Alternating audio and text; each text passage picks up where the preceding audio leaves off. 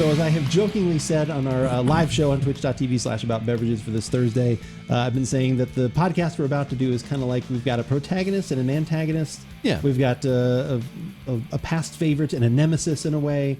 Okay. One that is always suggested to us, another one that we have used to like, but we haven't had it in a while. Right. So coincidentally, you bought one of them, right? And while you were out at Tap and Bottle, weren't you? I was at Tap and Bottle. Man, I love Tap and Bottle. So you were out there getting that, and you happened to pick that one of those up. I had the other one. I don't know why I had. You'd the Nemesis. mentioned it last week. I had the Nemesis. The Nemesis.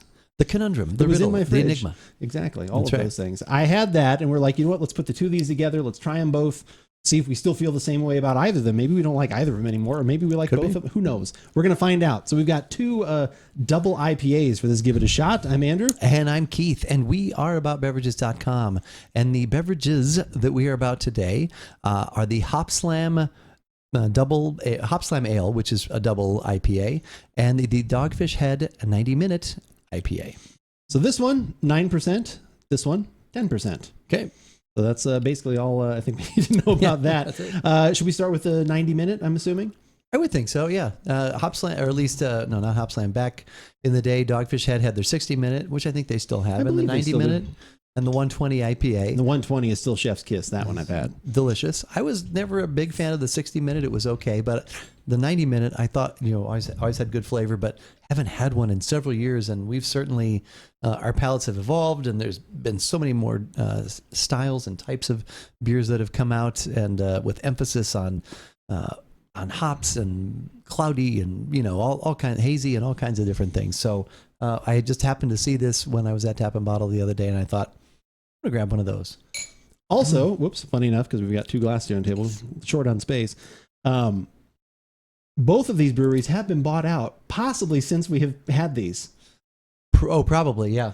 So they have both been purchased. This one by Sam Adams, and this one I can't actually recall. It could be like an AB InBev thing. It's one of those kinds of things. It's one of those bigger ones. It's a bigger, maybe Miller Coors. I can't remember. Yeah. If you remember and want to comment, let us know down there in the comments here on YouTube. We'd appreciate that. And that was within the last. The Bell's was within the last, I'd say 6 months to a year. I would also agree with that. Yeah. And this one's been a little bit longer, but also you always worry like how independent are they going to stay? Is the craft going to stay there? I worry less about this one, I think. Yeah. Just because of who they were, and also even Sam Adams, even though we kind of joke about them, they at least are craft. I think they're huge, but they are still, I think. Well, we had some product. Sam Adams beers when we were back east last year, and there was definitely some things that had some creativity and some craft to them still. So. Definitely toward that darker, maltier style like you'd expect out of a double IPA. The 90-minute refers to a hop schedule that they have going in. They put in a certain amount of hops like every minute. They actually have this conveyor belt, and that's what the 120-minute is as well, and they slowly are just constantly adding hops to the boil.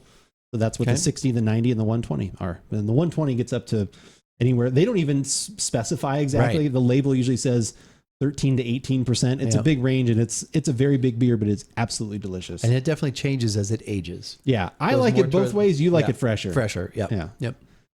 All right, aroma? Yep. A little bit of malt, I would say, if anything. Metallic-y almost. I would say, the maltiness is there. There's a little bit of a light savory, like hop, but it's very faint. It is more about the malt, like kind of more like brown sugar. It almost reminds me a little bit, and it could be just because that's one of my favorite ones. It almost has a little bit of the Dogfish Pumpkin in there. Oh. Like for some reason, I thought I was almost getting some of those spices. So maybe it's like a similar malt base. Obviously, they wouldn't put nutmeg and other things in this one, but they had a little bit of notes of that in there. So, like I said, it's definitely not anything really to write home about. Just like, it's nice malty aroma and a little bit, but nothing amazing and over the top. All right. The taste? Absolutely. Definitely a lot more in the flavor than actually in the aroma for me. Like I like caramel actually. I was gonna say, I like there's a nice caramel sweetness in there. It's kind of light. It's bright with that flavor. Yeah. It's not a heavy maltiness. It's more of a lighter. Hops like not over the top at all. Like it's still very just kind of like more of like a bittering hop kind of thing. Maybe a little bit of a light fruit in with that. But that easily could be the malt as well. I don't 100% I get a little know. little bit of resin and a little bit of the caramel and a little bitterness on the finish. It's not necessarily what I remember, but I don't actually know what I remember about this. I just remember liking it, and I like it again. Yeah. But no, I still like this one. It is definitely maybe not as traditional, or this was more traditional. Now it's kind of out of what what newer styles and things that people do. I still think this is really good, but I think it's a beer maybe you'd have to in today's climate, you'd probably have to describe a little bit like, yeah, this is a good IPA. Now it's gonna be a little bit, and you kind of have to Right. talk about it as opposed to just, if you have any kind of hazy IPA, if you're like, yeah, it's a hazy juice, like that's pretty easy to sell to Right. people. This is a little different. This But is like a West Coast style double IPA. yeah. Yeah. Ish. Yeah. It's not as, but like even compared to like a Not Stone super IPA or malty. something like that, it's not. Stone IPA would be like more West Coast because it's obviously even more resinous, a little bit less on the malt, Right. which that's kind of what it turned into. Yeah. So yeah, this is East Coast I like it, IPA, though. maybe something like that. But yeah, pretty good. All right, let's move on to the Hop Slam, which has an extra % of alcohol. Comes in a little bit bigger can. Both these were similar in price. The Dogfish was a little cheaper. You paid what? $2.63 for 12 ounces. And I think this was around $3.50 for the 16 ounce. I could be misremembering, as Roger Clement says. That's right. But yeah, like I said, it's similar enough in price. Hop Slam, a little bit easier to find than it used to be. It used to be like, oh my God, I got to get it as soon as it gets in there. Like Still just a seasonal. still seasonal. Yep, still their spring But season. yeah, what they do. this was a big thing at one point. Mhm. And I guess obviously still is because you said you're hearing people talk to you. Yeah, about it, as soon so- as this was available, Yep. people were already mentioning, hey, have you guys had this one before? Have you tried it? This one also is brewed with honey. That's how I think they also kind of boost up the alcohol content a little bit. They put in little sugar action in there. A little Is extra that sugar. so the yeast does more? Has a little more to eat? a little more to eat on there. Okay. It's just an easy. It's like when we put, like when we do the pumpkin beer, we always obviously that is also for flavor, like the molasses specifically, but that also kind of adds to the little extra alcohol there at the end. Definitely Very similar. similar in color, a little cloudy on the right one, Yeah, on the a Hop little Slam more, a little comparatively. darker maybe, but Yeah. very similar though. All right, aroma. This one I definitely remembered, and I verified that on their website, which we'll obviously have a link to. More hops actually throughout, at least hop varietals, 6 different hop varietals in here. Big dosing of dry hopping of Simcoe toward the end. So hopefully this would have a little bit more aroma, and I think it does. It does. Yeah, Yeah. definitely more aroma than what we just had. Yeah, there's a good amount, like I said, definitely more of the savory, some piney in there. Maybe like a little, maybe not quite Still thyme. getting some of the malt in there too, which you're going to need to Yes. get to hold up against that. Yeah, especially at 10%. as you get higher in alcohol, you want to have a little bit more of a malt base to kind of help be the Right. platform for all of the Right. hop goodness and everything else. But yeah, actually, it's a very nice aroma. It's still a little milder than I'm always would kind of think for Right. something that's a double IPA / triple IPA. Again, we're in the climate now, as we talked about when people have asked me about this beer previously. It's like of New England style IPAs, hazy IPAs, even bigger West Coast stuff that I think have just eclipsed this in aromatics. Still a solid aroma, but there are other things that when I see this listed so high, I'm surprised that's above Right. X, Y, and Z, because so many of those have brought more to the table. But anyway, for the taste, For the third time on a podcast? this is literally probably about the third time on a podcast. Please don't ask us about this one again. Even if we like it this time, don't ask us. We about should it be again. We're done. I think for a third time, and I think hopefully everyone can hear us loud and clear. It's okay. Yeah. It's not a bad beer. No. Like it's fine. The thing for me that hits is just that I actually get the honey sweetness first, Yeah. and then there's some bitterness afterwards. Yeah. And then that's kind of it. Like And it just kind does not of bring the sweetness lingers a little bit, and that's does. good. Yeah. And so, yeah, I'm. It's not like if someone said, "Hey, would you like one of these?" And this is what I have. I'm not gonna say no.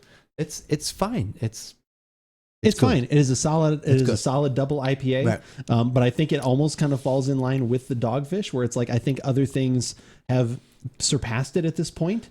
I think it's still maybe if your introduction to new higher alcohol beers or want to try some other things, I think they're good options.